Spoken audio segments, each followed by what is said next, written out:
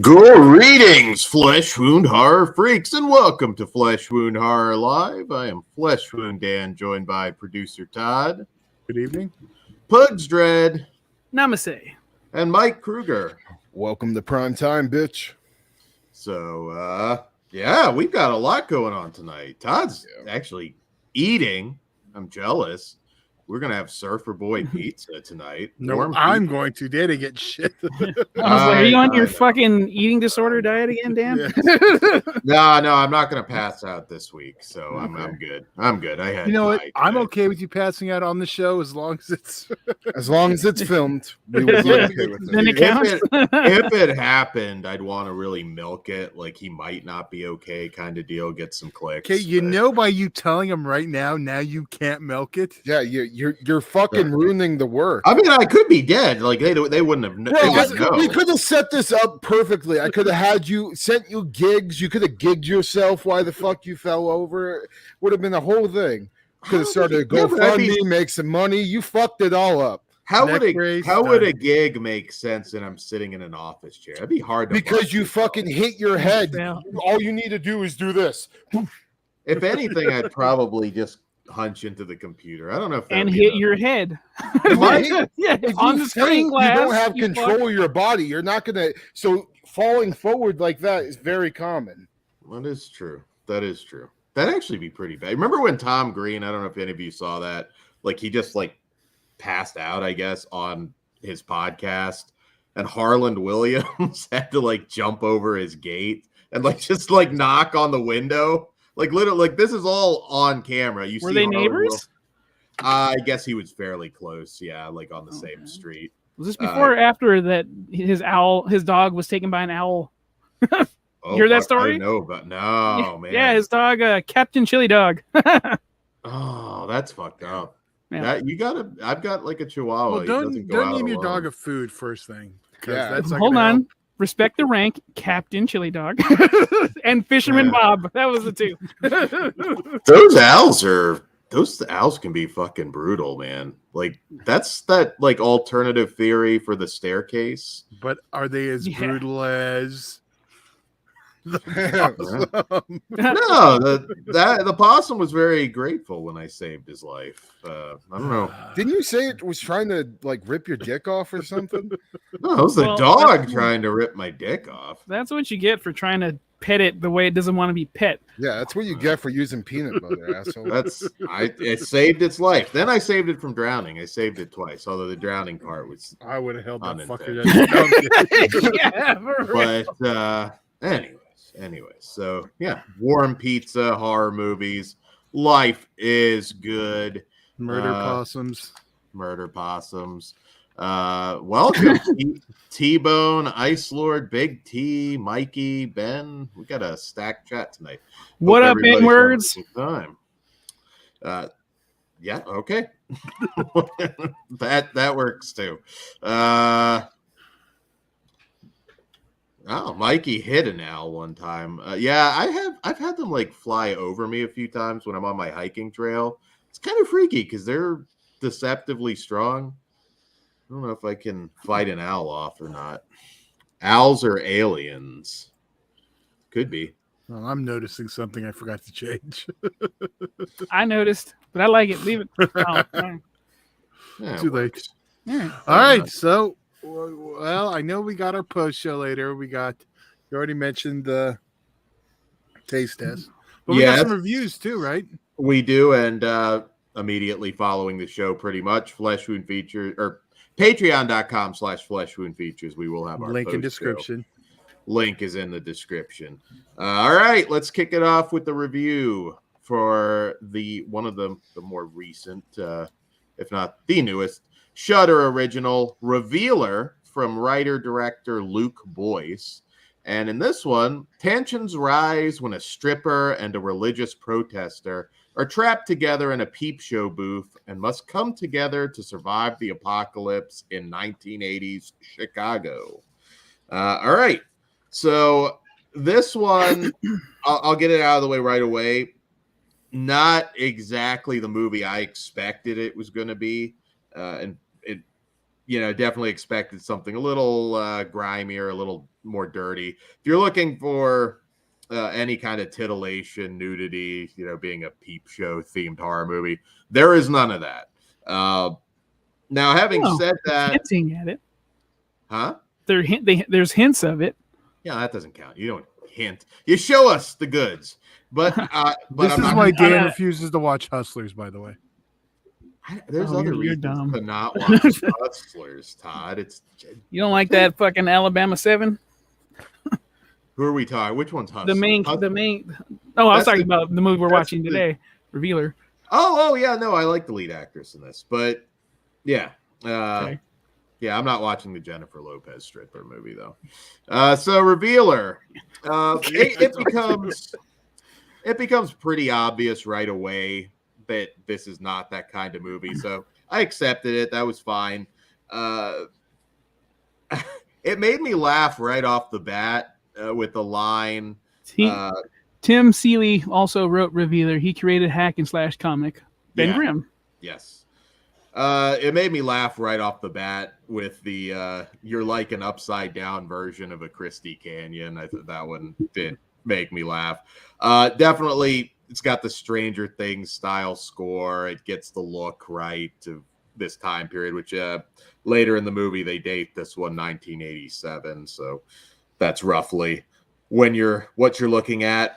I thought the chemistry between the two lead actresses, Kato Aisi and Sharina Shrutin, was pretty good. There's some pretty good effects. It's lower budget, but I thought the tentacle worm things I thought looked pretty good. There's some scenes that might make you squirm a little bit. It's not a scary film, but I actually surprisingly kind of enjoyed it.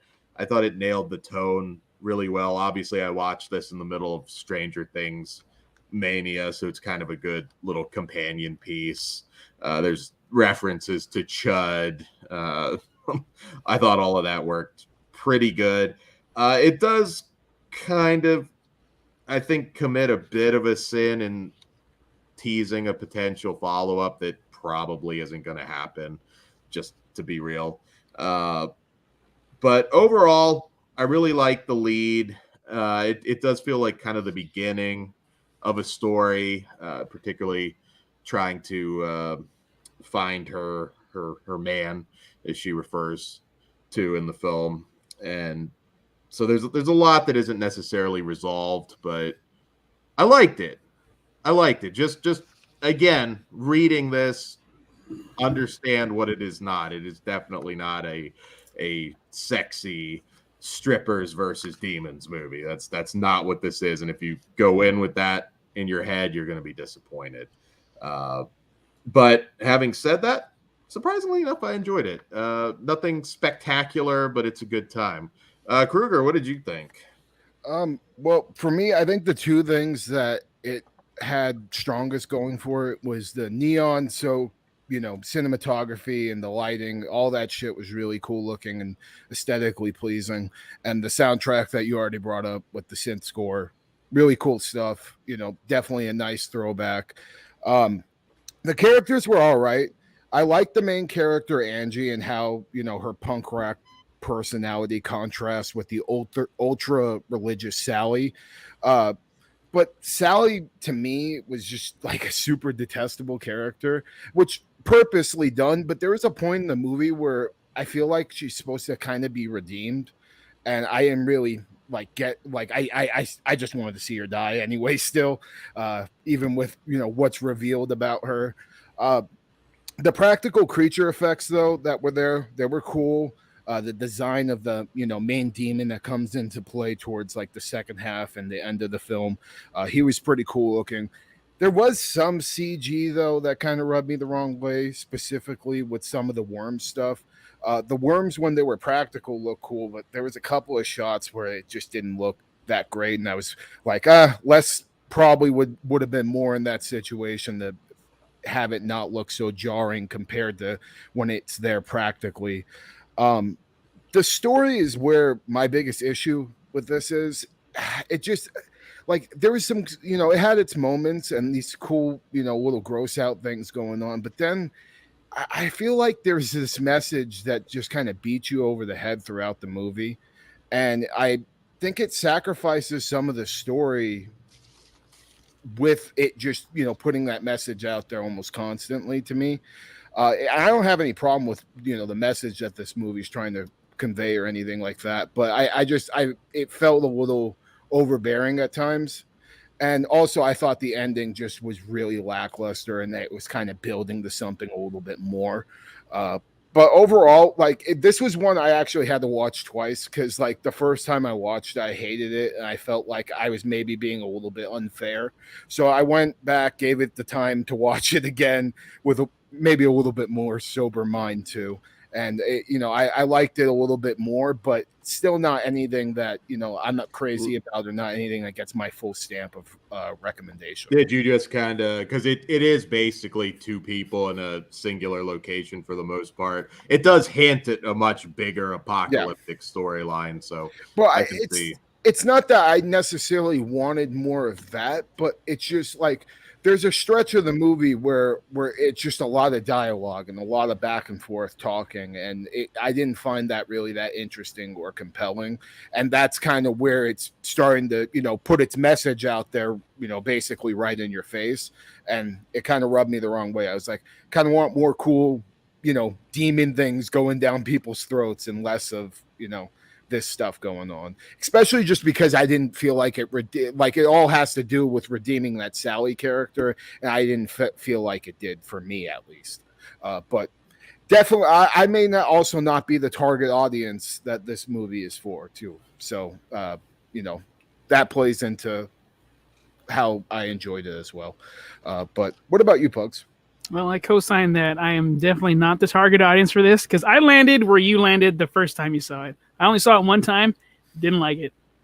I thought it was a cool idea. The fact that it's like a peep show, we got these fucking monster demon things going on. The guy at the front desk fucking ruled. I liked him a lot. Great. Ray. I was like, cool. At least we got someone I can root for.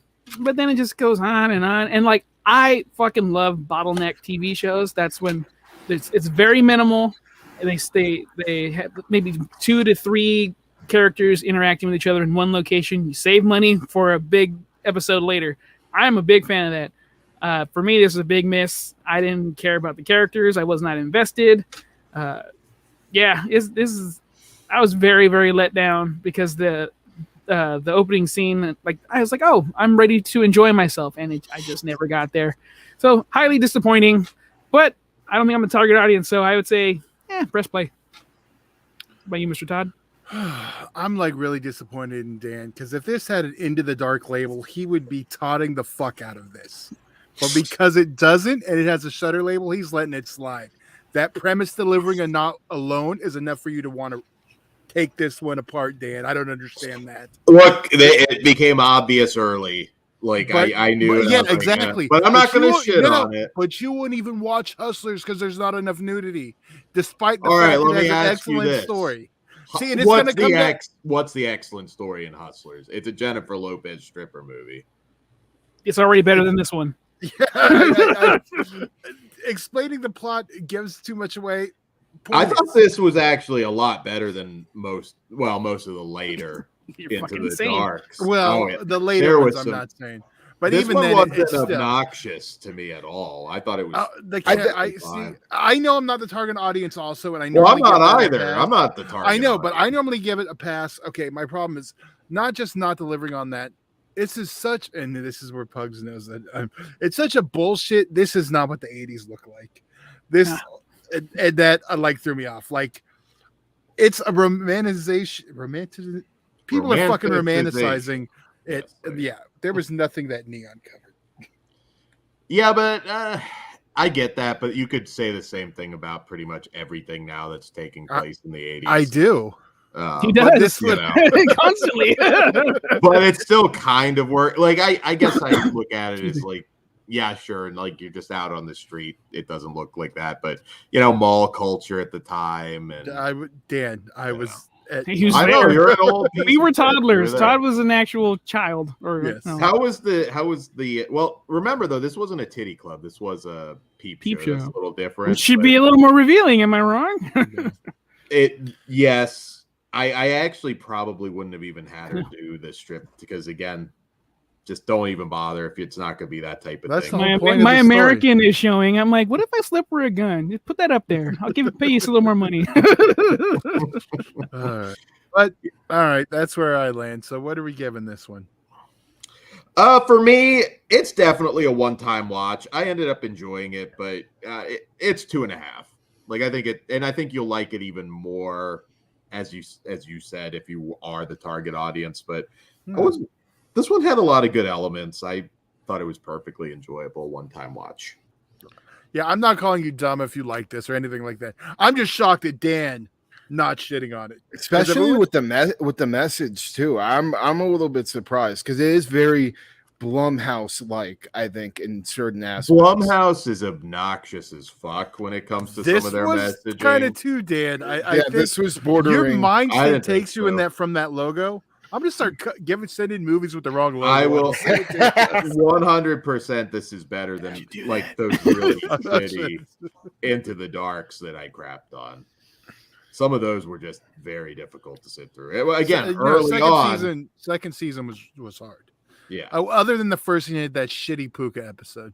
So is pretty much what are we 3 years now of those House of Bloom, whatever. I think we're only 2. Well, those have all been. Did we even do the second season? I don't remember them. Yeah, you guys did. Yeah. Oh, Kruger faked an illness. I remember I was watching some. I think I watched one of them, the one with the old ladies and the weird like tree demon thing. Well, Ben Grimm said he liked it. He'd watch it again. Right on. Nice. Yeah, so but you like the Last House on the Left remake? No.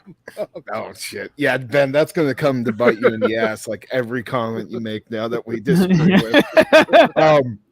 Yeah, for me, I was tossed up. Like the first time I watched it, it was like a 1.5. But the second time, I think I bumped it up to a 2 out of 5. I think that's respectable, especially for the stuff that I did like the soundtrack and all the cinematography and with all the neon and stuff. So 2 out of 5 for me, just a little bit below average. It was 1 out of 5 for me. Did not like it. Yeah, I'm with Pugs. I'm 1 out of 5. But if you guys liked it or Dan liked it, well, would it have been elevated at all for you if you did get some skin? It would have been distracting him. Angie was pretty fucking hot. I'm not gonna front. So yeah, I did like her. I Mr. skinned her, and there's like nothing, unfortunately. Really? Okay. Yeah, not for me. And Dan, you're still the old guy using Mr. Skin? Of course, that gives you a good. But that doesn't include leaks. I'm surprised you're all about. Well, no, leaks. Of course not. But leaks are illegal, sir, and you should not be. You're the one who talks about the page leaks for like 3 days. I'm like, that's disrespectful. Toxic piece of shit. Right. Whatever. Those page leaks were fucking awesome. Anyways, Dan wishes he was the title belt. At first, then I forgot what that was. We're deep cutting tonight. But anyways, yeah. So that's Ben's killing me with his comments. What are you writing? HLA, absolutely. Ben Grimm not only liked, but liked more than the OG. In reference to the Last House on the Left. I'm saving it for our Last House show. I vividly remember when Rosie and Jamal squashed the lesbians. That was a great. What is Dan talking about? Well, Ben Grimm also said if we got HLA. Oh, okay. Well, we're talking about something else, Dan. How can you forget that iconic moment, Todd? That was like one of the greatest. Ben Grimm, the fappening was amazing. J-Law. Dan never checked any of them, so he doesn't know what you're talking about. Yeah, no, of course not, because I'm not a piece of shit, Todd. Dan, you're such a liar. You kept everyone's inboxes full that whole month. Lies. You're sullying Dan my paid name. the guy to leak them. Yeah. Dan, were you the leaker? No, he dedefinitely wasn't. You already fucking know that shit with his technology disablement. It's a front. We've been had. I was doing second unit for Ryback. You know, it was just. Right, let's get. If you're not into wrestling, you're really fucking confused right now. Yeah. All right.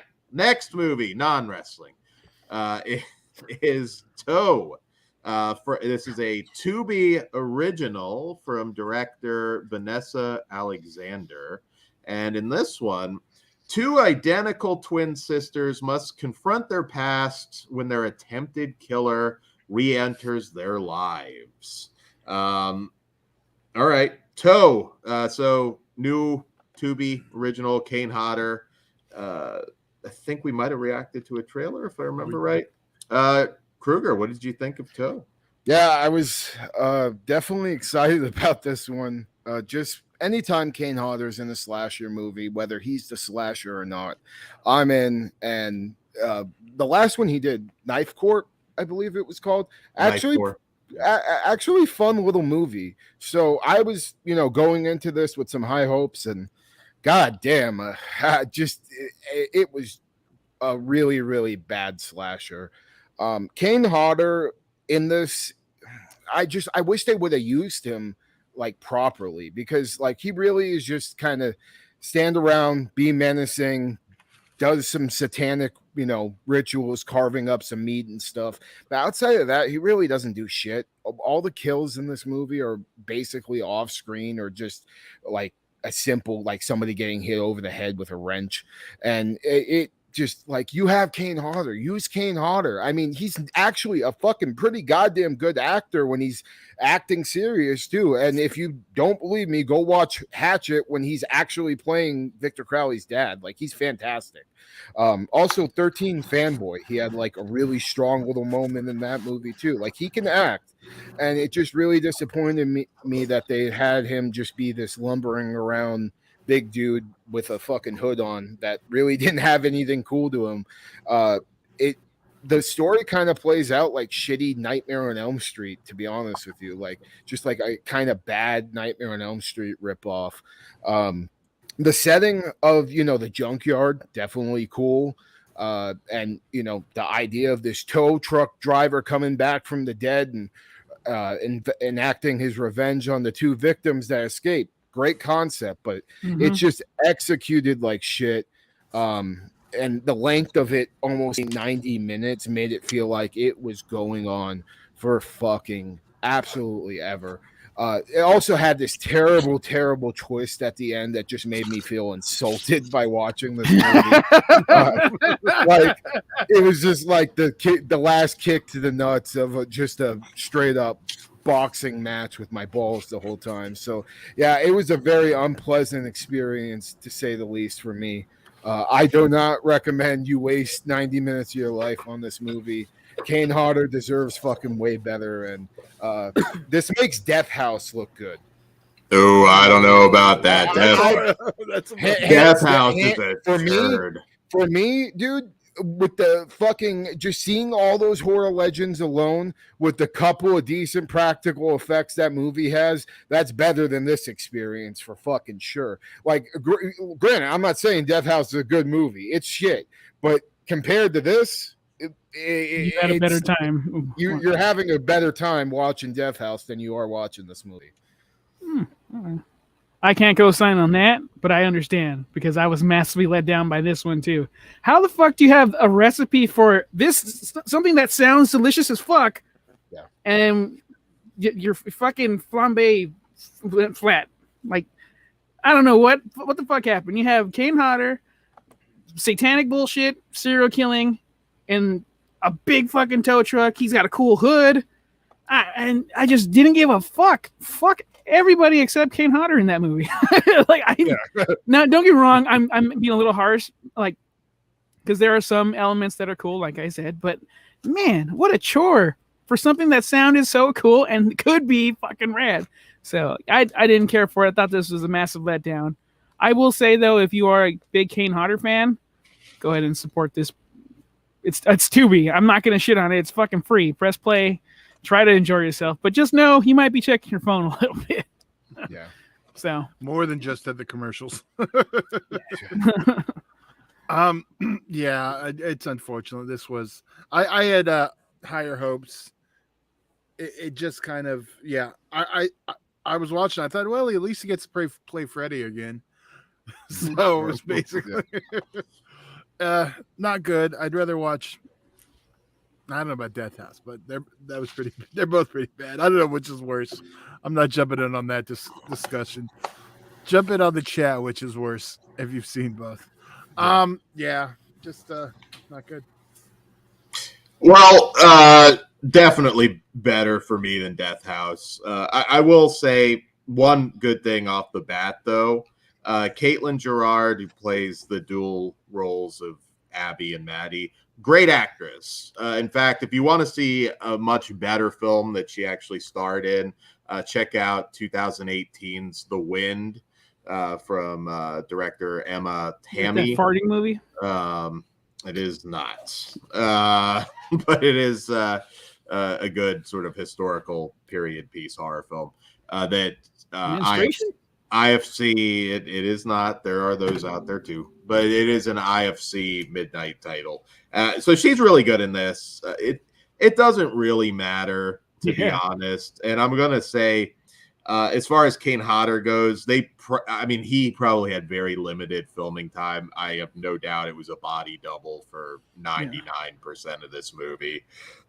So they had him long enough that they didn't have to pay him a whole lot of money, would be my guess. And I got to say, at this point, look, Kane Hodder, Tony Todd, legends in horror. But them being in a movie means about jack shit in and of itself. They collect paychecks. Danny Trejo. I do not co-sign on that at all. They collect paychecks. Everyone it's his job, but still. Sure, I'm not criticizing. I'm just saying the name itself doesn't mean anything. One thing I'll say about Kane Hodder, though, and I love Tony Todd to death as an actor. I think he's fantastic. Yeah, absolutely. But Tony Todd, I haven't seen him be in a good movie other than Hatchet in fucking forever. And Kane, at least, we had that what was it? That Halloween movie. Yeah, the Good Things Devils Do. Yeah. He played this iconic, awesome fucking character in that. We just had Knife Corp, which, if you're a Kane Hodder fan, that's a really fun goddamn movie. He's at least and of course he has all of Hatchet. I mean, he's put out some other stuff than just the one thing he's famous for. And I can't say that so much about Tony Todd. You'll get a gem once in a while. I'm just saying generally some of these names now and a lot of times they're not in it very often because they make more money doing conventions at this point. That's just the reality of it. No criticism at all. They're all great. It's just the names alone don't really sell me anymore. I'm not like, oh my God, a new Kane Hodder or a new Tony Todd movie. This one, it has moments. It's reasonably well made. It's a little maybe too complex for its own good. Jumping back and forth with the two sisters and then the dream. It's not confusing really or anything. It's just at times it feels a little boring. I'd like a little bit more suspense in there. The elements are there. I mean, Kane Hodder, creepy dude, the body double, does a pretty good job since I'm sure it's him 95% of the time. Like I said, the dream catcher kind of element I thought was nice. It's a mishmash of Nightmare on Elm Street, Shocker, Joyride, several other movies, all of which are much better, honestly. And you'd better off just giving those a whirl again. I can't see this having a major fan base. Like you said, a lot of off-screen stuff. And in this one, I would have liked to have seen it. I think that would have elevated it at least a little bit. There's a little bit of CG, which I hated it. Like the one shot where I think it's a wrench to the back of the head, and they did have that squirting CG blood that's really obvious. And I would have rather there be no blood at all. You hit him on the back of the head, just go down. You don't add that because that's There's no point in doing it in that scene. It's one of the most jarring things you can do, like in my opinion, in a horror movie, because nothing like takes me out more than when I see something that looks semi-decent, and then I see this Adobe After Effects blood popping out. Yeah, no, and there was no reason for it in that shot. I mean, there's nothing. It doesn't really shit the bed. This movie's just kind of a bit of a slog, and again, the acting's really good, but that doesn't change a whole lot. You just don't have to watch this one. It's easily missed. As far as Tubi originals go, definitely hit and miss so far. I think I definitely like Titanic 666 more than this one. I thought that was at least more fun. Aren't we getting a Terror Train remake? I'm just confused. How are we still talking about Toe? I was gone like 5 minutes. Yeah, we had some side discussions. How about you, Todd? Did you like Toe? He already talked. You said. Oh, you already did. All right, I already forgot what you said. My bad. And I already sent my rating to Pugs. I figured you'd be done. Yeah, we're done. Let's go ahead and rate it. Kruger, what say you? I am a 1 out of 5 for mainly Kane Hodder alone and him doing the creepy satanic shit. But outside of that, big dud, not worth my time. Dud. That's the perfect word. But I am a 2. I do love Kane Hodder, and I want to support Tubi and making more originals because they're doing the Lord's work. So 2 for me. And Mr. Todd, since you're back. I'm a 2 also. I'm a 1.5. I don't have exactly high hopes for Terror Train, unfortunately, but we'll see. We'll see. Maybe that'll be the one that They've had some other one, like some of their dumb shark movies. They had a good Dahmer documentary. Tubi, if you're listening, can we get some short bus horror? There's not enough of that going on. There you go. All right, Todd. Next movie, right? Yeah. All right. Sweet. Yes, Dan. Not till 7. That's when we'll be good for Stranger Things. Top of the hour for you. Sorry, 10 o'clock for Dan. Sorry. I meant your yeah. All right. So our next movie is another Shudder original from director Gustavo Hernandez, and in this one, Virus 32. In this one, a rapid spreading virus which transforms people into intelligent, ultra-violent, extra-fast zombie hunters. After each wave of attack by the monsters, they're left incapacitated for 32 seconds while they recover their strength. And it is up to a mother and her child to survive the zombie hordes.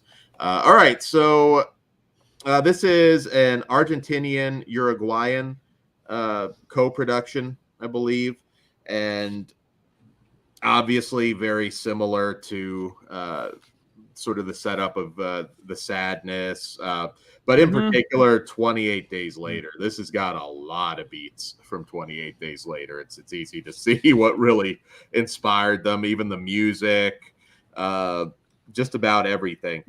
So someone like Danny Boyle. Yeah, I do really love zombie movies or infected movies, whatever you want to call this one. So I realize a lot of people are burnt out on it. I still tend to enjoy zombie stuff more often than not. But if you do have a strong case of zombie burnout, that could be an issue for you with this one. Didn't you weren't you burned out of it like not that long ago? It depends. Like, you do have to give me a little bit more. And I think this one you kept saying I'm zombie fatigued. A little bit. Yeah, you have to give me at least something a little different. Now I have complicated. But you say that every time, and yet you still pretty much like them all. No, there's been some exceptions recently for sure. But this one, first off, I don't know how I felt about this 32-second exact cooldown moment. I know how I feel. I thought that was stupid. Little specific. Yeah, stupid for a virus. I mean, again, it doesn't have to be. Zombies in and of themselves aren't exactly realistic, but I thought that was like, yeah, that exact countdown. Like, why? That's just I don't know. I thought that was a little goofy. But this does hit the right emotional notes for me. The characters I thought were great. The mom and daughter I thought did an excellent job. I was very invested in them and seeing if they would come out of this in one piece. Some great cinematography, overhead shots of the city. I think this is a movie that obviously doesn't have a huge budget, but they made good use of it. It's suspenseful, which is rare nowadays in zombie movies. I could see some maybe complaining because there's not exactly a lot of like mass hordes. You're not really getting much of a glimpse of what's going on the outside. All of this is pretty much in one building. But that worked for me because there's a lot of suspenseful shots. Yeah, it's a little strange. What kind of Boys and Girls Club is this? The Boys and Girls Club from hell, apparently. But yeah, no, it held my interest. I thought the suspense was awesome. I thought, without giving too much away, the whole like boiler room thing, I thought that was a pretty powerful moment. And yeah, you've seen it before. This doesn't. The only thing it really does new, I guess, is this 32-second thing, which again I didn't particularly fucking like. Freeze tag, man. I didn't mind. I don't mind the idea that like, okay, they have these bursts and then they kind of power down, but I thought like making it like 32 seconds and they exactly 32 seconds and they're gonna just go full Benoit again was not. I don't know. I didn't have as big of an issue with it as I think a lot of other people will, but yeah, I dug it. You've seen it all before, but it does it really, really well. And Argentina, another country that's putting out some really nifty horror, and I think this is among that. But yeah, you will be counting like, oh, Dawn of the Dead, 28 days later. You know, it definitely picks from a lot, but I had a good time. How about you, Kruger?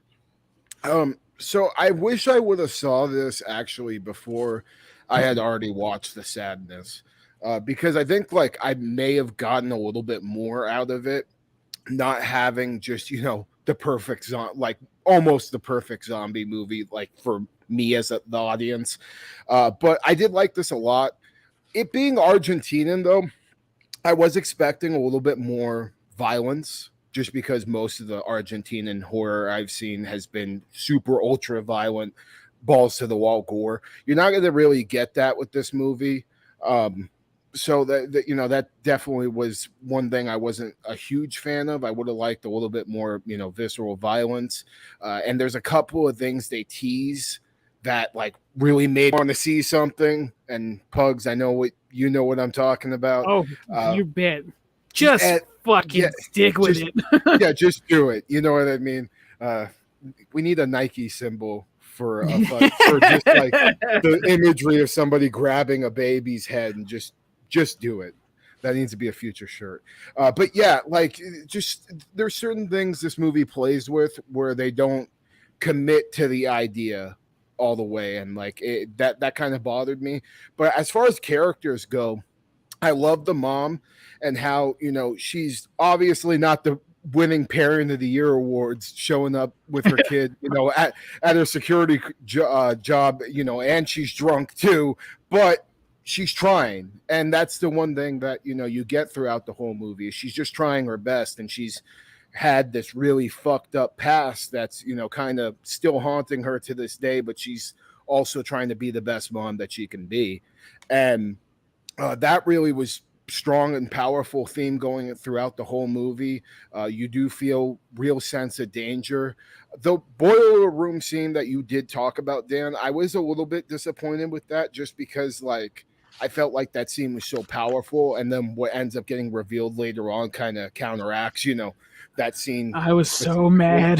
Yeah, but again, it's not going for that extreme fucked upness of but when you but here's the thing, like in that scene specifically, you're feeling so much emotion for this character, and then it kind of is like, oh well, that really didn't mean much because, you know, something else. My rating would be completely different had they just committed, stuck with it. Yeah, I mean, but there's still a really good zombie film here, and I think that like for a lot of zombie diehards, this is going to be a really good time. For me personally, it doesn't like rank where like stuff like Yummy or what was it? Hashtag Alive. I love that movie. I thought that was a great zombie movie. The Sadness, all of those are going to rank higher than this, but it's a solid entry. And I do think over time, I could see myself revisiting it and appreciating it a little bit more, not seeing it so close to seeing the sadness. And it is very similar to like these aren't your zombies that are cannibalistic zombies. They're just like crazy motherfuckers beating the shit out of you, which is kind of what the sadness goes for too. A little bit more extreme in certain things, but like I like that because if you got like a rabies like thing, I mean, there's nothing that's gonna make you necessarily eat somebody, but you could have like a psychotic rage induced thing that. So yeah, but I like that type of zombie as well. It every once in a while, if I didn't just see the sadness, like I said before, I think it would have fared a little bit better for me. But overall, still a solid watch. Do highly recommend it. It's one to check out from on Shudder for sure. I agree with everything you said. The rules of this world, especially the 32, that didn't sit well with me. And some of the choices, like we got a new character introduced, just hand that off like a football and let's get the fuck out of here and we take care of our own. I got no connection to this fuck him. But the mom-daughter relationship, that saved the whole movie for me. So I do highly recommend checking this out because it does tug at the heartstrings. It's just they don't commit to certain things and that bugs me. So that's going to affect the rating and my enjoyment level, because as soon as I'm getting amped up and you guys pull back, I'm like, why? Yeah. Why? But overall, good story. Some stupid rules, but yeah, it's definitely you're paying for Shudder. Fucking press play. Yeah, Todd. I think you guys like all liked it a little bit more than me because I'm I don't think I'm like zombie fatigue. It's just the fact that there was nothing done new that didn't keep me interested. And that 32-second was too gimmicky. It was too reliant on that, and I didn't really care. Unfortunately, I don't know. I wasn't in the mood or what, but yeah, this was a miss for me. Okay. But I see where you guys would like it. It's just I couldn't connect with it. Actually, earlier today, I was more on your level, but like talking it out and like remembering the relationship between the mom and daughter, and like her struggle just to fucking be there, because when you watch the movie you'll understand why she's having a hard time. That's traumatic. So like I'm gonna give it a little more forgiveness, but I was more around your area, Todd. Yeah. But now I'm like, it's all right. Not a bad movie. Yeah, it's no Yummy. Yummy was I at times take Yummy even over the sadness. I think that's one of the best. Depends on your mood. Yeah, very, very different.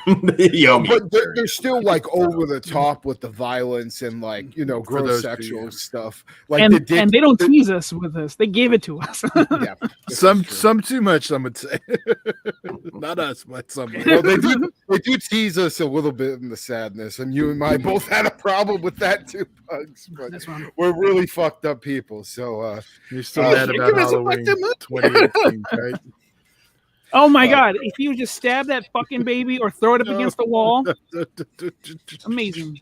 Dad's gonna have a panic attack. So what do you guys rate this one? For me, I'm a 3 out of 5 with possibility of some room to grow, and I would watch it again down the line. I am also a 3 out of 5. I'm a 2 out of 5. I'm 3.5. I like this one a lot. It's suspense driven, which I liked. It could even be higher if it did something new. But for all my criticisms, I got to be honest, this is one I'd revisit again. And that's nowadays, considering I don't get to rewatch movies very Considering often, it wasn't dubbed, that is saying something. That is a big plus for me. I know. But the 32 seconds I get it. I understand why people would have issues. Twice. But those scenes were still suspenseful, and I liked it. I liked the characters. I will watch it again. Again, though, I do want to know exactly this Boys and Girls Club or whatever the hell it is. You have one security guard in that whole property? Fuck out of here.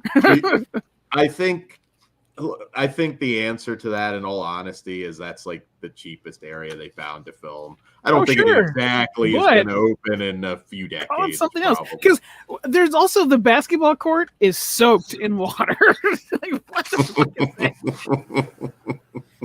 It had been a while, I think, since this was a whatever Boys and Girls Club or whatever. It had seen better days. All right, on to our next film, which is another one I know we saw the trailer for. We're very excited. Our final film of the evening.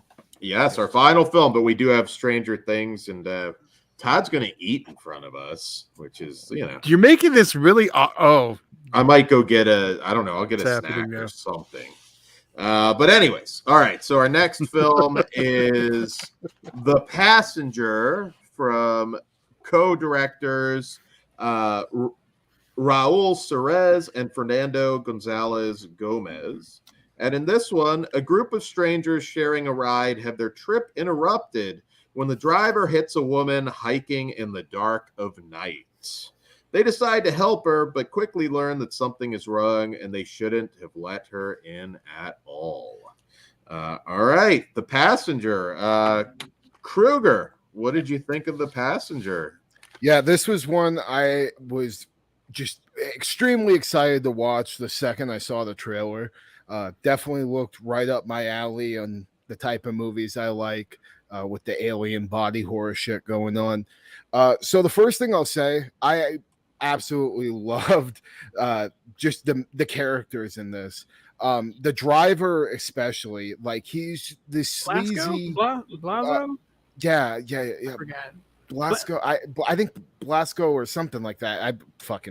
I should have looked it up, but his character is just so fucking offensive and funny as fuck. Seeing him in a car with a feminist and just them going back and forth throughout the whole fucking movie was just a lot of fun. And just him being this raunchy, kind of rough character, but then seeing him kind of have a good heart at times too, and he had a good side to him. He's just a little rough around the edges and good shit talker. I'd hang out with him. He's wonderful. I'm like him too, so I understood the appeal and I dug him a lot. I also like the daughter character that got brought in, that's scarred in the face. I just thought she was a fun character, and how her and the driver kind of connected with their body deformities was just really cool, and they had good chemistry throughout it. The mom also just played a good Karen bitchy bitchy mom that making poor decisions and shit. The aliens I thought were really cool. They're basically these phallic, parasitic looking worms, and the way they would infect people by going underneath their fingernails and shit was just like nasty. It made you cringe a little bit. And we got some nice practical effects and body horror, along with when the parasites would infect people, some nasty, gross out effects that I definitely want to talk about in spoilers. It reminded me of stuff, kind of like the face huggers and the chest bursters and Alien, and like David Cronenberg's Shivers with the weird slugs. Reminded me of all stuff. Slither too, James Gunn Slither.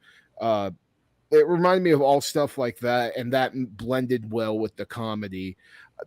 The movie did have stretches, though, where it kind of felt a little bit uneventful. I think especially in the second half of the story, there was just a lot of, just kind of waiting around for stuff to happen and long pieces of dialogue where I was like, all right, I kind of want more aliens, But this is low budget, definitely budgetary restrictions probably called for some of those stretches. One other thing, too, though, the last 10 minutes... I wasn't that big of a fan. I wish we would have ended on something stronger, because it just, I don't know, it felt like it ended and then it ended again. And there was like this kind of scene chalked on to the end that I don't necessarily think we needed, because it kind of hinted, oh, maybe, you know, we could have a sequel down the line, which I would be all for, but I doubt we're ever going to get it. So I would have preferred, you know, a more definitive ending. Another minor quibble, though, there was some CG that doesn't look the best. It's not 100% practical, but the CG that's there, you know, it's not bad, but it's a little jarring at times when you have like these awesome gross out practical effects, and then you have a sequence of, you know, CGI that just kind of looks off. But as a whole, I definitely had a lot of fun. It's, you know, a fun alien splatter comedy. Definitely one you would want to check out if you enjoyed stuff like Black Friday that came out recently with Bruce Campbell in it. Reminded me a lot of that. Same type of alien parasite thing going on. So, yeah, definitely one to check out. It gets my stamp of approval, and I'd pick it up, you know, if it does end up getting a Blu-ray or something like that. Right on. Well, for me, the characters carried the story. It's like it didn't even need horror elements. I wanted just to hang out on that car trip because homeboy Blasco, whatever the fuck his name is, Blasco. Yeah, what a fucking gem of a human being that guy is. Like, you're kind of an asshole on some of your stance. However, I see where you're coming from, and you're fun. I love the girl, child, whatever fucking name was. She's awesome. The mom was cool. The other lady, I was like, you're kind of a drag, but I'm gonna let this slide. I did like all the fucking effects. I thought they were cool. The CGI didn't even bother me like at all. I was too invested. I like these characters, and that's a big deal for me. So yeah, I thought I had a positive experience. I say fucking watch this as soon as you can and support the hell out of it. And I did not mind the ending. I don't think we needed to go there. But like that little effect that they had, I was like, you know what? That's cool. Cheers, Blasco. Let's go. It's funny because I was a little, let's just say Kruger might have overhyped this. So I was kind of worried. Like I was trying to keep my expectations in check because I know you were like all about this one. Luckily, I kept them in check. And I did really like this. I kind of agree with the ending you said, but I also kind of get Pugs. You're okay with it. I definitely think it's worth the watch. It's worth your time. Yeah, I think if they would have ended like Dawn of the Dead, that would have been fucking rad too. I can't argue with that.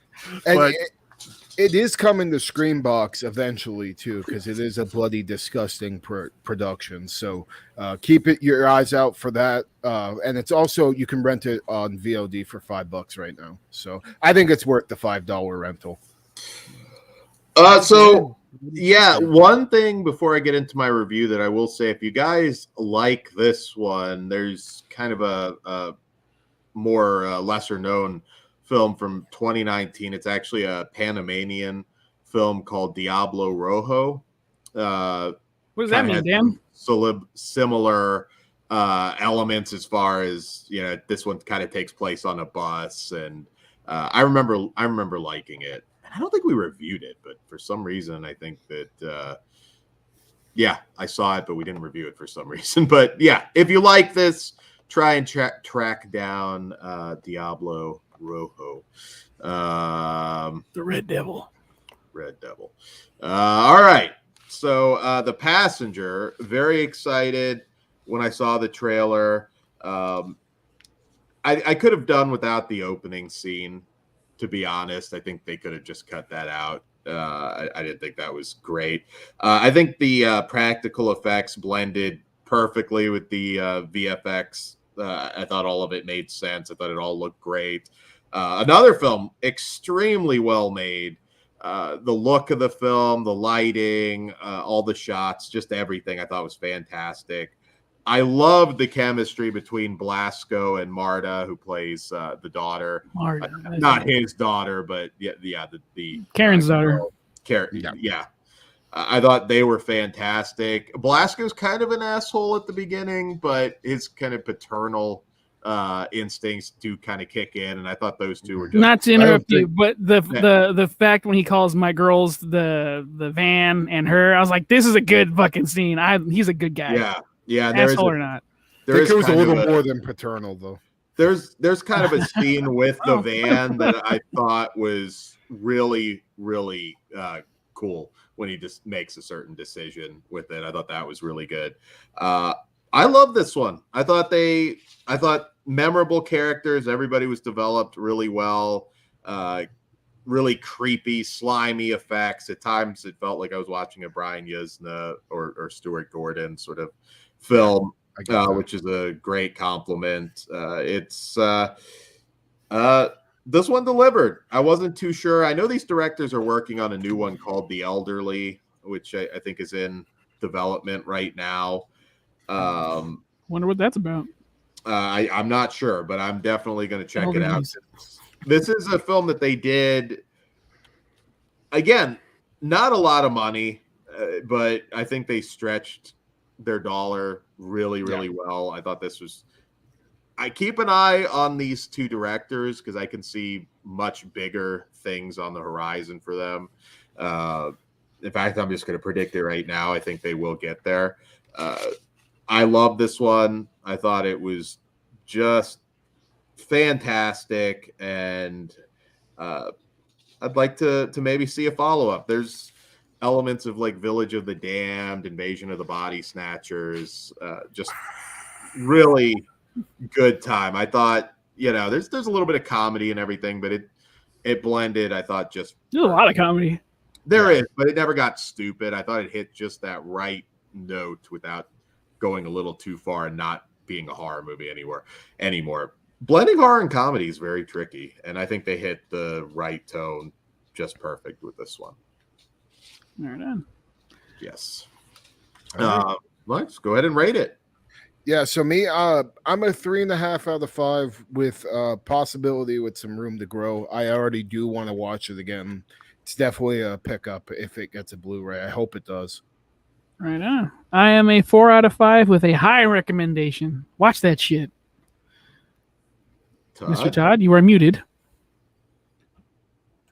I am a 3 out of 5. And I'm seeing the Big T asking. No, it's not an XPW shirt. It's a UEW shirt, but it's faded. He was asking which shirt. He said he thought it was XPW. No, not today. 3 out of 5. Mr. Dan? I am a 4 out of 5. I really, really like this one, and I think you should go out of your way to see it. And we'll definitely review their next film. So that is The Passenger. And now, here's the question. We probably should have talked about this before. Do we want to go Stranger Things, then spoilers? Or do we want to do the big spoilers and the... Yeah, we should just do big spoilers. That way we could just talk about whatever. No, I get that, but I'm saying should we do Passengers before or after? Because some people might want to hear Stranger Things, but might not want to hear... Yeah, I do it at the very we'll end. do Passengers at the very end. Okay. Well, it's going to be time for me to disappear again because we're going to have a taste test momentarily. But we will have spoilers now. Dan, you want to give them the spoiler warning? I'm just going to do a full-on spoiler. Okay, for what now? I'm confused. Spoilers from here on out.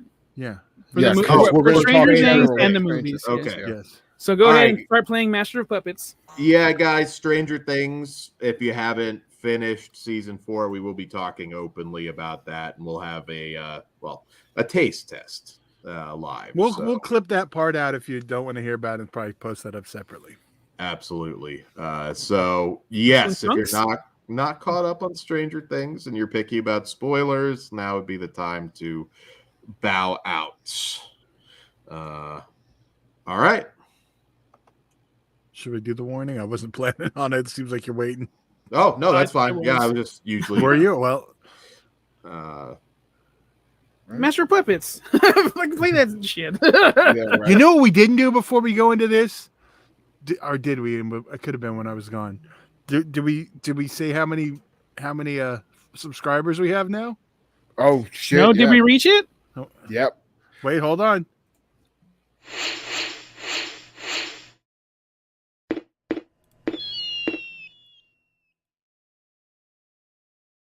What the fuck? Hail Satan! We didn't- Yeah, if we would have knew it was gonna happen today, I think we would have Hold had on. something a little bit Gunshots. cooler than that. But yeah, we broke 666 subscribers today on YouTube, You'll So see. thank you guys for letting us reach the number of the Yes. beast. Muchos gracias. That's fucking cool. I'm gonna sacrifice something tonight in your honor. All right, real quick, I just thought of something for those who haven't watched it real quick. It'll give me a moment. Why don't you guys, for a few minutes, just talk a little bit about Stranger Things before we go deep into spoilers, and I'll go get the taste test stuff ready. So, but yeah, so we won't talk about the end in the first 5 minutes. Just All right, well, have at it. Just a basic for me. At the last season, I've always loved Stranger Things, but I did feel like there was a bit of a decrease in quality last season. You talking about season 3? Season 3, yes. Versus I disagree. The first season, stellar. I think 4 is easily the second best season. And I thought 3 was kind of a little bit. I loved it. I thought it got a little goofier. It's actually my favorite season until this one. I still love the characters. I still had a lot of fun with it, but I definitely think it was the weakest season of the 4. But this one, I mean, I've talked about it on recent shows. Stranger Things in terms of scope and just the epicness is unbeatable right now. Anything that Disney's doing looks small compared to this, which is insane to me. That's false. Okay. 100% that Marvel. Dan, you don't watch those movies. You can't say some shit. I have watched some of it, and I don't think they're. Yeah, but you're not. That's cool. Let him go, Kruger. Not worth it. Dude, this is such an asset. Like it's like apples and oranges, dude. Well, I've saw a lot of the movies. I just think the superhero shit's tired. This is amazing. I think this hits. I do have a few criticisms, but they're a little deeper in the spoilers that I'll get into. But overall, this was a kick-ass show. This was, I don't know, some of you longtime listeners may remember, maybe it was season 2, maybe it was season 3. I don't know if we did it for season 3, but we stayed up and watched like the whole season just from like the second it went up. I remember doing that. I would have done that for this if they didn't split it because it just... I mean, you could have watched 8 in a row, dude. That's not bad. It's kind of tough, though. But, yeah, I just thought this delivered in absolutely every way. I do see some comments, and I do have similar issues, Ben, that I will get into. But for now, just basic thoughts. How about you guys? Did it live up to your expectations? Well, Big T's going where I want. Because if they want to do a fucking Nightmare on Elm Street series, Kruger, I know you're in. Give them all the money in the world. Yeah, like here's my thing. This is the greatest Nightmare on Elm Street remake I could have ever asked for. Like it truthfully is. The setup in the first episode alone, I mean, it's just screaming Nightmare on Elm Street, and Vecna, I mean, he's this world's Freddy Krueger, and he's just this fucking badass, and he nails the vibe. I mean, it's the perfect Freddy Krueger and Pinhead, Cenobite mixed together. Fucking just the way he acts, his vibe, and everything. It's such a fucking amazing villain, and just the show is just a treat as a Nightmare on Elm Street fan. And I have, obviously that has never been apparent until season 4. But I've always loved the show. It has that Stephen King, coming of age perspective of horror and monsters, surrounding you. And I love that. And this season has just been like it's equal parts like Scanners at times and Nightmare on Elm Street and two of my favorite fucking things. Mixed with some almost Lovecraftian stuff going on. I love this fucking show, and it delivers in every possible way for me, especially with the characters alone. Like I'm a big effects guy and a big monster guy, and it's crazy when I love those things so much, but they're not my favorite thing about the show, and that's because these characters are just so goddamn good. And it's kind of I feel like Stranger Things kind of wrote the book on this new era of like that kid perspective of horror that we're getting.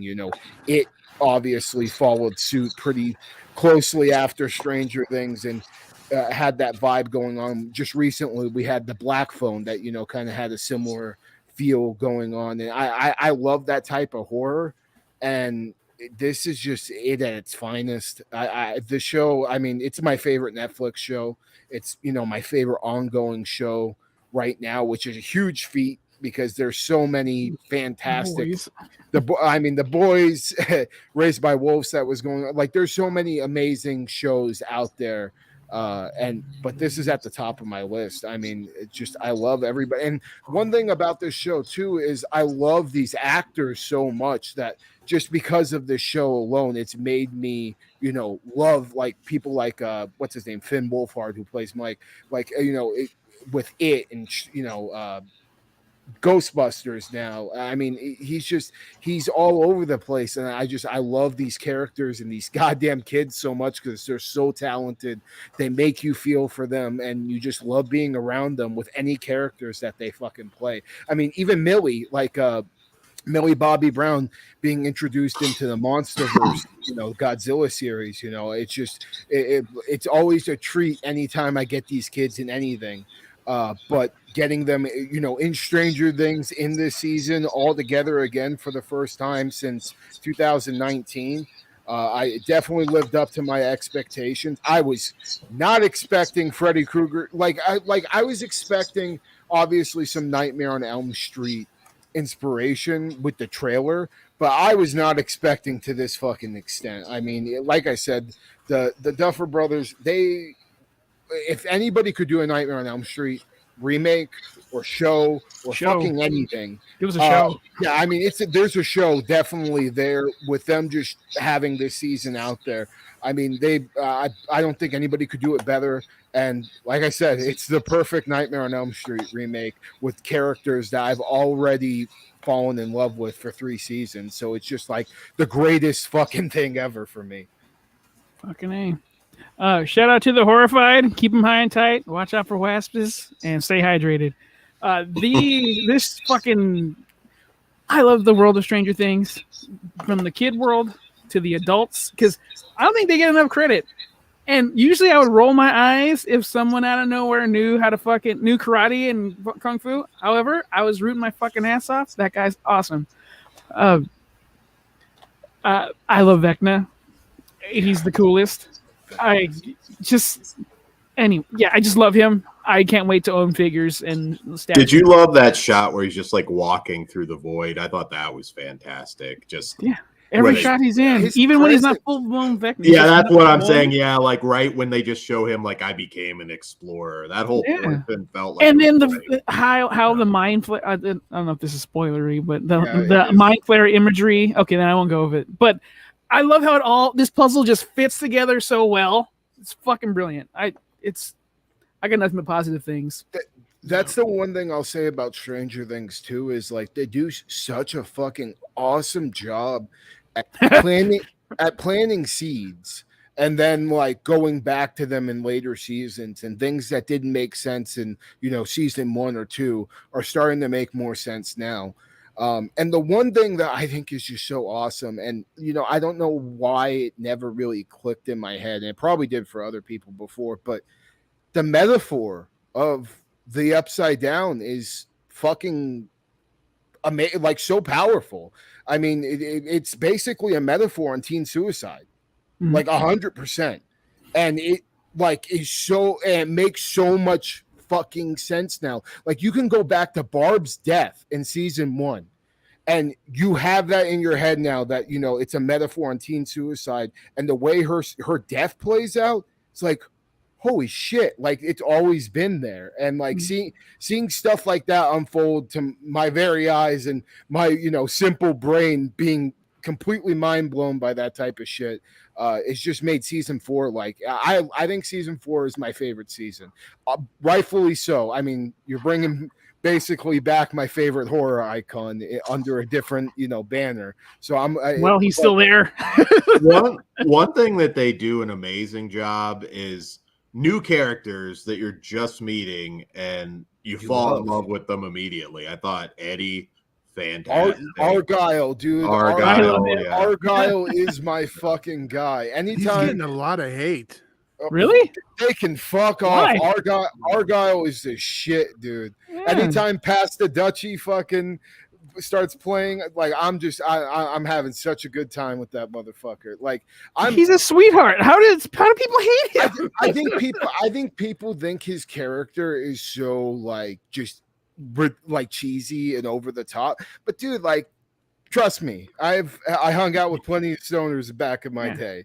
They fucking act like that. Like there's people that 100%. I know people out there that act exactly like that motherfucker. I thought Yuri and the other Russian guy too. I thought those guys were great. Dude, well, yeah, like the Russian. No one from Game of Thrones. Hell yeah. The Russian characters and what's his name? My fists are like, or my feet are like daggers. What's his name? Murray.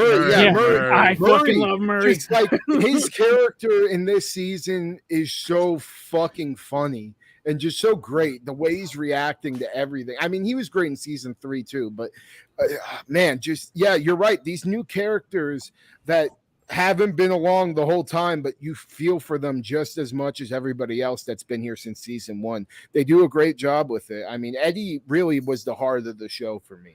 And yeah, just so well done. Like this is like the writing in this show. Like, I'm sure there's going to be shit you can nitpick at, but when it comes down to the characters, this shit's untouchable, honestly. The horrified, the real villain was Will's barber. I gotta go sign. Dude, I was gonna argue that. that was rough. Right. Well, we got a surprise extra review because we're gonna do our Stranger Things Pizza's taste test. All right. Nice. Wait. I'm prepared. And there we got the pictures of them done. Yeah. Nice. You can see the pepperoni and the multi-meat pizza. But first, our surprise extra one, we have the Skinny Butcher Stranger Things Crazy Crispy Chicken Nuggets. Plant protein. This is my first time with both on the nuggets, at least. Okay, we got a picture of those. We know what kind of plant if Argyle had a hand in that. Yeah, right. Then they might be good. Yeah, I mean, There we go. If they were. Yeah. Okay. All right. They're we air fried them. So Okay. What one thing they should have did though, they should have Shapes. cut them out into little demigorgons. Little mind flares. So what are we thinking, Todd? well, Also, this is your first time doing like a plant-based thing, right? well, no, I've had like Impossible Burgers and other, but it's not But chicken. Chicken. Yeah, not as a chicken replacement. No, as you can tell by my face, I'm not loving it. Is it the texture or the flavor that you don't love? I think it's the cardboard. Yeah, so the texture. I get the buffalo chicken, like vegan ones. I think they taste great. The Morningstar riblets, right? Yeah, the Morningstar ones are good. I think it's a case similar to like when I have an Impossible Burger. If I just ate the patty, I'd be like, but if I eat it on like a Whopper, it tastes good.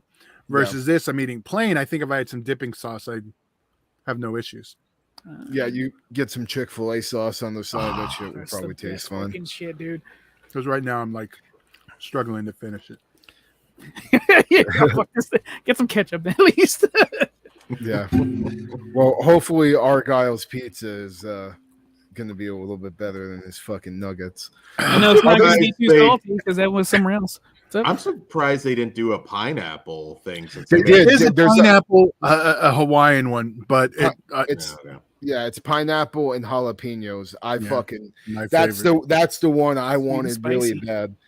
But unfortunately, we're strictly meat today. I guess should we do the pepperoni or the multi-meat first? Let's do the pepperoni, get the classic out of the way. All right, we'll do the pepperoni. And for those unfamiliar, where did you get these? These are available at Walmart if you can find them. Surfer Boy Pizza, hand toss style. Yeah, crust. I couldn't find them at all in the Walmarts in my area. And on the back, you can But punch the out glasses. Oh, that's fucking rad. That's dope. Yeah, so they'll be. So now I'm gonna keep the boxes. God damn it. Well, I mean We knew it was going to happen, Todd. they'll be folded somewhere flat with my cereal boxes. Okay, so let's try it. All right. And you knew it because otherwise it would have been ripped a little bit, Todd. Oh well, no, I opened it for the show. Okay. All right, so Yeah, I showed the picture. Yeah, I have heard good things about this pizza actually. Okay. No, I want pizza. So we go pepperoni. Looks So- delicious. I saw some people on the TikTok reviewing it. Well, we're late. TikTards. Follow us on TikTok if you haven't already. Oh, what is the verdict, sir? Good frozen pizza. Like, what could you compare it to another frozen pizza you've had? DiGiorno Is it to Mama Celeste. What are we talking? Oh, okay, we're way closer to DiGiorno. We might be a little past DiGiorno. Above like Tostinos or like Oh, yeah, Dan, that's Tombstone. These are all the cheap ones you Hey, need. Chris, stop disrespecting Mama Celeste. Mama This is Celeste good. is a cheap one. Hey, Come on. dude, It is. For a dollar, I ain't hating on it. I used to Okay. microwave those things every day. Fucking amazing. When you're stoned as fuck, Tostinos, those shitty fucking. They're Those fine. Oh, I love but- those. Fire. But you'd Yeah. always prefer something else. If you had a choice. No, Also, pizza they're bagels. fine. Not always. Yeah. And also, pizza Tostitos. The pizza things are also a pizza topping. Go fuck yourself. Dude, I've been like back in the day, I was such a fat fuck. I would take a Tostino's pizza, right? A personal pizza. I'd make the pizza and I make the pizza rolls. And Yeah. I would throw the pizza rolls on Goddamn top of right. the pizza and roll it like a fucking burrito and eat that shit. There's nothing wrong with that. What I would It's do America. would be to be able to be like fucking 8 or 16 again and eat that shit. Yeah. Yeah, so Todd, that shit's fire. Definitely It something looks I like want to it. grab. Yeah, those- -2 for no crunch. The Mine chat has crunch saying today. save the boxes because they do That- go for some money. Oh, okay. Well, then So, better. did you have a crunch, Todd, or it just wasn't? Is Yeah. he an ASMR guy? Get closer to the mic. Yes, no, it does. I heard Screaming Sicilian's the one who does them, which make really good pizzas. Well, I They have them mean, at Walmart also. Okay. Like Screaming, they must be horror fans. A Screaming Sicilian, and I better not. Dan will get offended. What's like your number one like frozen pizza, like top of the mountain?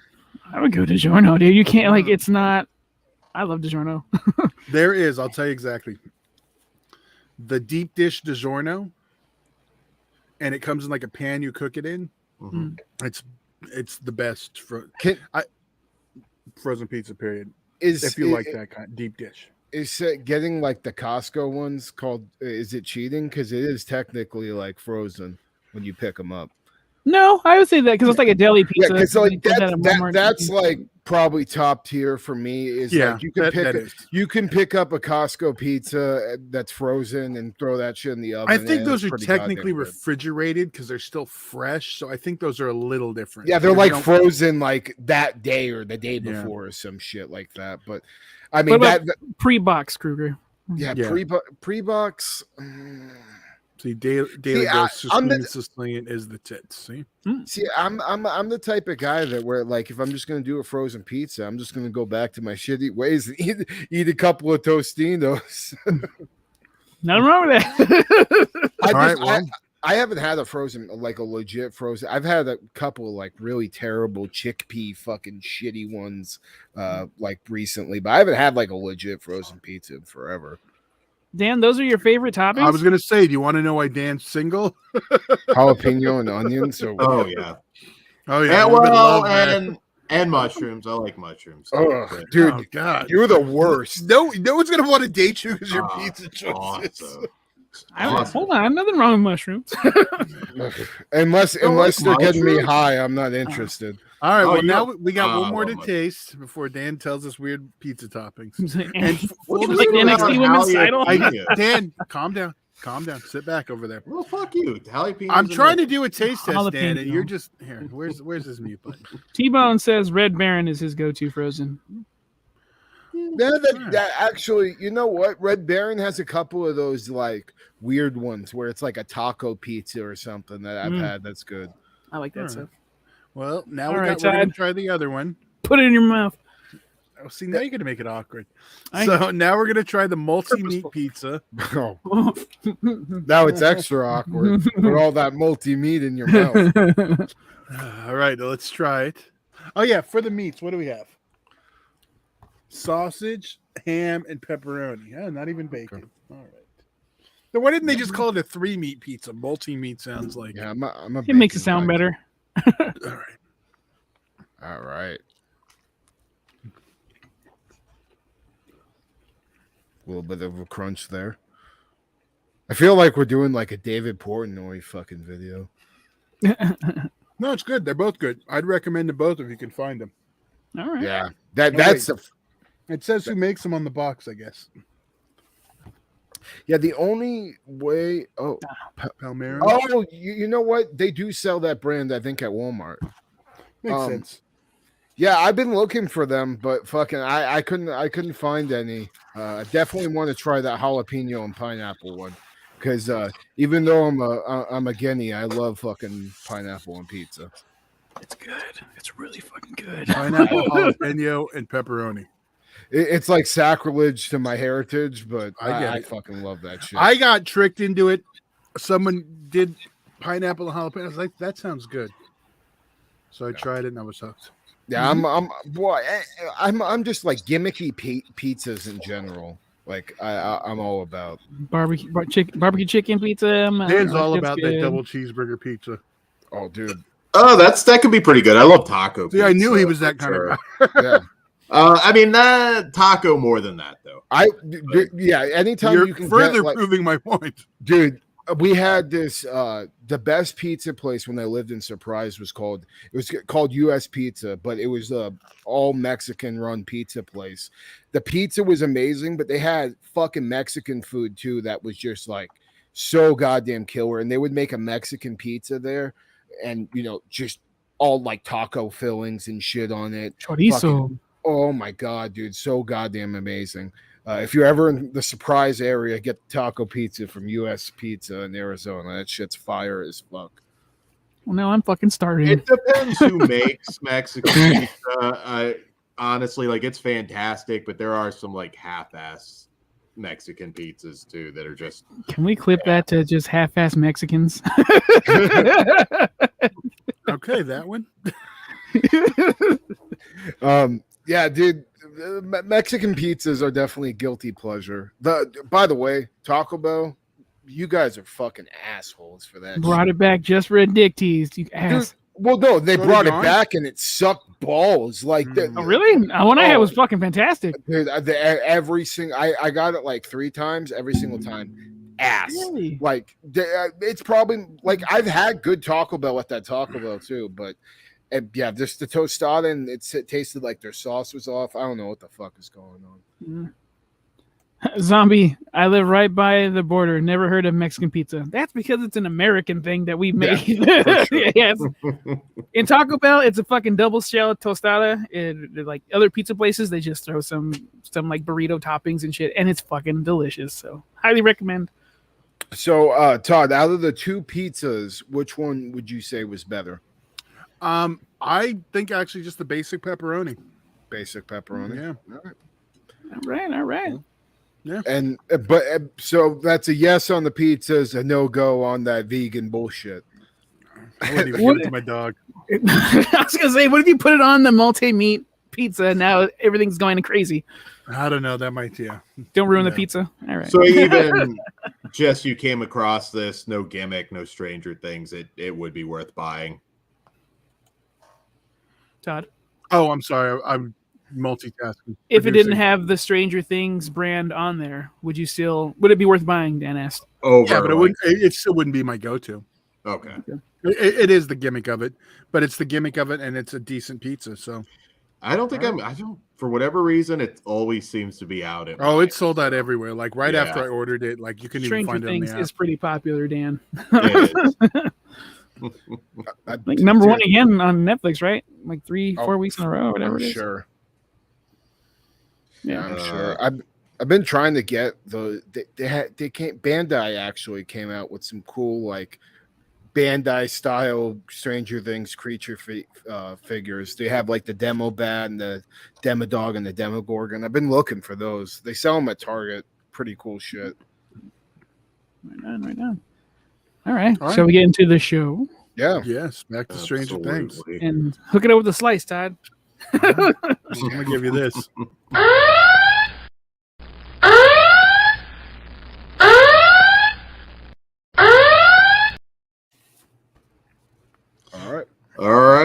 So heavier spoilers now, guys.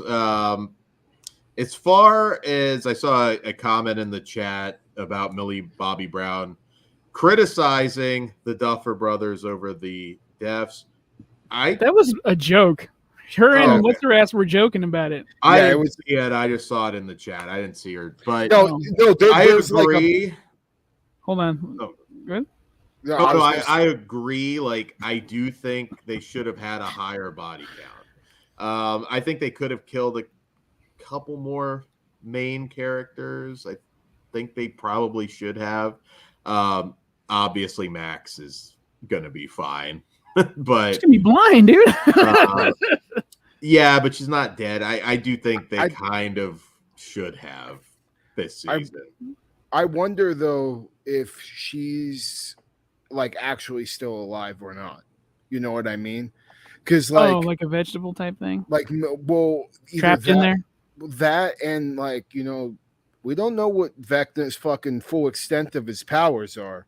You know what? That is a good call because Vecna could possess her, and then that's how she fights 11 in the real world. That's kind of cool. I do have an interesting thing to talk about with Eddie, though. So Eddie, you know, obviously him being the big death in season 4, him dying by the demo bats. Now, if you know a little bit about Dungeons and Dragons, I don't personally, but I saw a video about this. Apparently, Vecna's right-hand man is a vampire character, and also that vampire character also turns on Vecna at some point, and is actually the reason why he is defeated or some shit in Dungeons and Dragons lore. So I wonder if they're going to play with that in season 5, bringing Eddie back as a character, like, you know, another entity from the Upside Down, and then, you know, maybe having his character arc where he turns on Vecna and is maybe the person that saves the day. Who knows? But I hope not. It's just kind of a cop out. I hope not. I'd be okay with it. I would be fine with it just because I love Eddie so much. Because he's still dead. Because he's not going to survive the whole show. But death has to have meaning when you keep bringing people back. That is one thing that I think would get grating if it isn't already. They haven't brought many people back. Well, they only brought Hopper. Yeah, but they made you think characters were dead. I'm just saying, like, you want that death to really have some meaning. And I think Eddie went out in the perfect way. I wouldn't bring him back. And I love this character, but I wouldn't bring him back. I would do it your way with have him have 4, like, just be the fucking the 4 horsemen of the apocalypse. We got Max, we got all those fucking people that are tied up to the whatever that tree thing is that he needs, like, that opens the door, the 4 chimes. Have them all come back and be his heralds. Like, let's just go super big with it. Why the fuck not? Yeah, I feel like at least maybe not having him come back and save the day type of shit, but at least turning him into a villain. I mean, I don't see anything wrong with that. I mean, that doesn't necessarily cancel out his death. It just makes it even more, I think, powerful because now you have these characters that are being haunted by somebody that they love. And having that for Dustin. Yeah, with Dustin, I mean, that could be you could do some really interesting stuff with Dustin being so heartbroken about Eddie's death and him being haunted by now, like, undead, you know, upside down Eddie. Yeah. I mean, they did do a little bit of that with Max, but I'm more saying, you know, turn him into a full-blown monster, not just have him, you know, just be some vision that haunts the person. I'm cool either way. Men Grim, no vampire shit. I'm tired of vampires. I mean, yeah, I get it. It sounds like Quark is too. Was that Quark, Dan? Or a different Star Trek name? That was Quark. I didn't say stupid Star Trek. Oh, Winona Ryder, still kind of hot. I have to agree. That's sweater removal. She doesn't look drastically different than she did years ago. She looks great. Oh. And you know she's down to ride and stick something in her back pocket for you. So that's right. Never a problem. Right, hold this, babe. I'm sure the Duffer brothers were like, "Where's that prop?" She fucking walks off the set with everything. Punisher Batman fan. They introduced characters like Bob, Billy, and Eddie to sacrifice rather than core cast members. Yep. They should lose one though. I do think they should have killed him.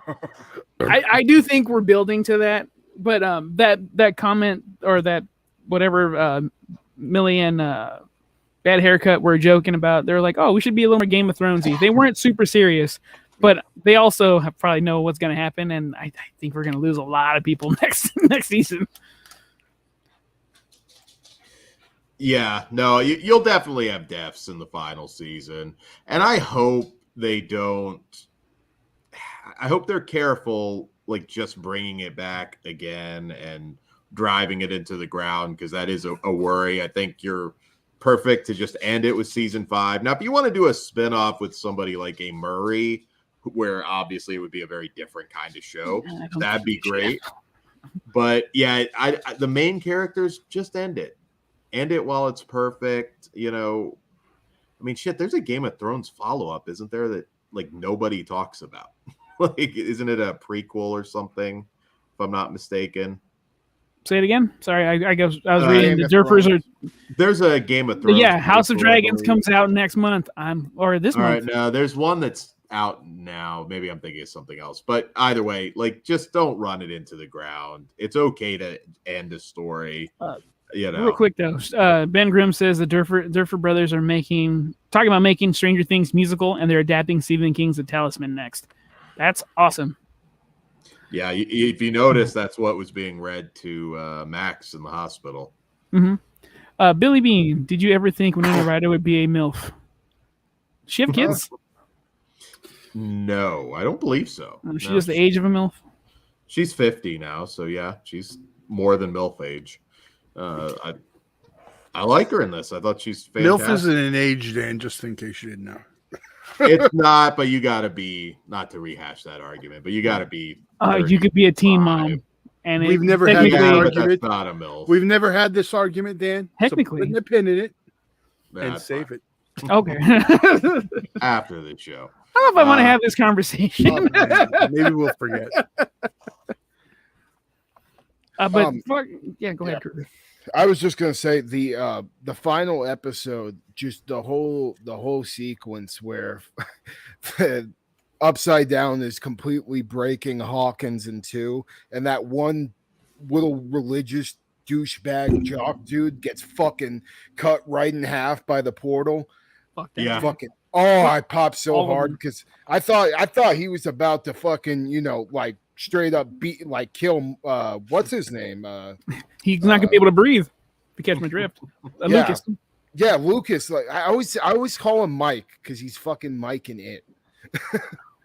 Oh wait, no, that's Oh, is that a different kid? Fuck. I was talking about the black kid. Yeah, that's what I'm. Yeah, he's Mike in where? Wasn't he the kid? The no. Different kid? No. I see it though. Hey, CTE, dude. Similar age, yeah. Didn't he have I feel like he had a flat top in it. I don't know, maybe. But anyways, I thought his character was doomed. Actually, the two people I thought that were gonna die for sure was Lucas, and I thought Steve, they were gonna actually pull the trigger and kill Steve. Because of the little scene that he has with Eddie, I think it was in episode 7, where like he's talking about how Nancy jumped in straight after him and stuff. I thought he was going to basically do the same thing for Nancy, and it end up being his demise. I thought that would have been kind of poetic if they did it that way. A little bit predictable though, so I understand why they kept Steve, safe. And plus the fans alone, like there's so many things, keep Steve safe at all costs and shit. So I love Dustin. He's the one I want to keep safe at all costs. Like, he can go through as much pain as necessary, but leave that angel alone. He's adorable. Yeah, I love that kid too. Dude, oh my God, when he had to tell the uncle or the cousin, whoever the hell that dude was, my heart broke. Heartbreaking. Great scene. Yeah. Amazing scene. Dude, and the Master of Puppets scene, by the way, is like literally probably one of my favorite scenes of any show ever. Like I give Metallica a lot of shit nowadays because they suck. They really they aren't what they used to be at all. The band formerly known as Metallica. But I used to be a huge Metallica fan growing up. I still love their classics, and I'd never realized how much I missed how metal fucking Metallica is with Master of Puppets. Like this version of Master of Puppets the music was done by Robert Trujillo's son. So it was a 15-year-old dude re-recorded just for the show. I thought that was pretty fucking cool. That's fucking amazing. Yeah. And I was really hoping for a fucking Dio song since, he rocks his on the back. I'm so glad they didn't play Iron Maiden. I don't like that band either. But if they would have, they're fucking trash. They would have did Run to the Hills. Number of the Beast? Nah, not really. It's fine, but I'd rather not. There's better shit out there. But if they would have played Run to the Hills, his arc was to not run anymore. So I do think they picked a better choice. And also, if as a metalhead, you're gonna have to die, you might as well fucking play the coolest fucking show in your life ever. Yeah. That stage was fucking badass. So he lived the dream. Well, and it was awesome, that they let him basically do the whole song too, not the whole song, but the main part of it. Mm-hmm. And it was not just a little scene because I feel like we get that sometimes with movies and shows where you have this awesome thing where somebody's singing a song, but it's cut short, and that was the perfect length. And dude, the whole time, I shit you not, my fucking hair, I'm fucking head banging crazy the whole fucking time. See, I rolled my eyes at first because I'm not into Metallica. Yeah, but it fit perfectly. I'm this is badass. This is cool as fuck. Go for it. I'd mosh with you, Kruger. No, for sure. Dude, I get the hate for Metallica nowadays, but that old school Metallica, man, some of my favorite music of all time. Yeah. But Justin, man, love that guy. How about Kate Bush, man? How much money did she fucking make? $2 million. There was a big article on Yahoo today. $2 million. That bitch better be thankful as fuck. There was also a meme that says, "I don't know who Metallica is, but they better thank Stranger Things for moving them up the charts." Thinking they're okay. Yeah, but still, $2 million. I'm not sure what Kate Bush has been up to, but it's probably not a lot. So, yeah, she owes them big. In the article, they said that, she said that she hadn't watched the episode. She just watched. She hadn't watched the show, just her episode. So it was well, now I guess I gotta support the show. Yeah, bitch. They just fucking changed your life. How many late 80s one-hit wonders right now or their dicks are just rock hard, hoping to God that Stranger Things. It's please pick me. Please pick me. Yeah.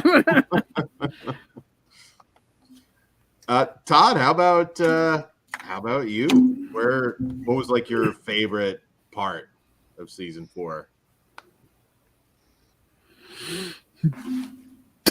I'm sorry, I wasn't listening to your conversation. I was doing other shit. Oh, that's okay. No. I don't know which guy's covered. I'm sorry. I'm still trying to finish this. Oh, he was just asking what your favorite part was, then. I don't know. I liked the season. Not my favorite of them, but I liked all the Nightmare on Elm Street stuff. Oh, yeah.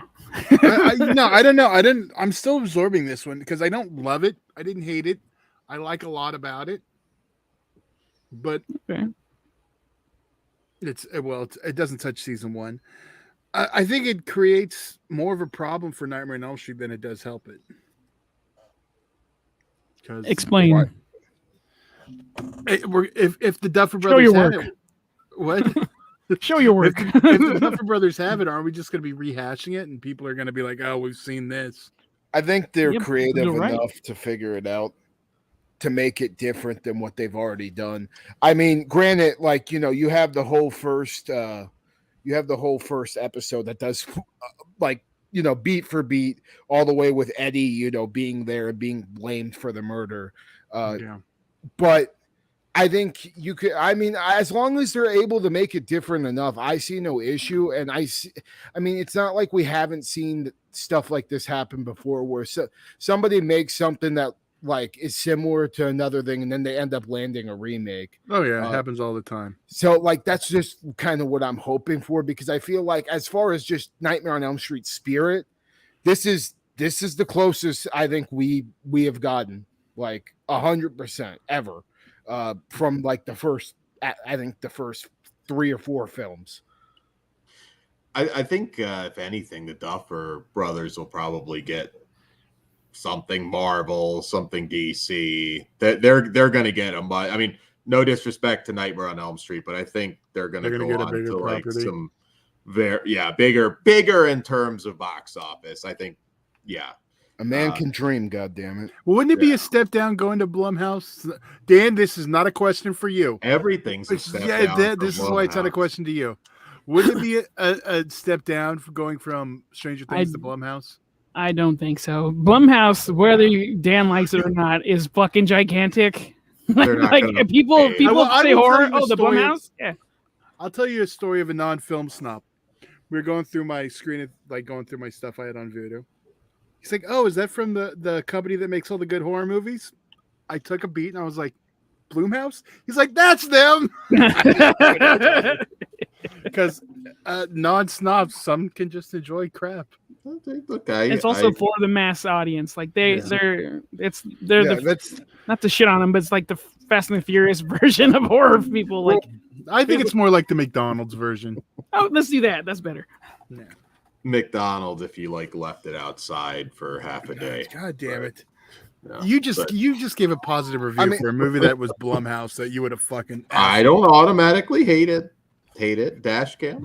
That's what you're talking about. No, I'm not. I'm saying if Revealer would have had a Blumhouse logo, you would have hated that shit so bad. Nah, would have been the same review. I was fair with that. Bullshit artist. I don't know why everybody wants to highlight a fucking turd factory. I don't get it. It's Blumhouse. Who loves Blumhouse? Because other people actually like. I will give you the exact answer. And it's smart not to just say, "Oh, one company just puts out shit all the fucking time." Because they also acquire stuff, dude. They don't make it in-house all the time. Of the time. You're fucking cracked.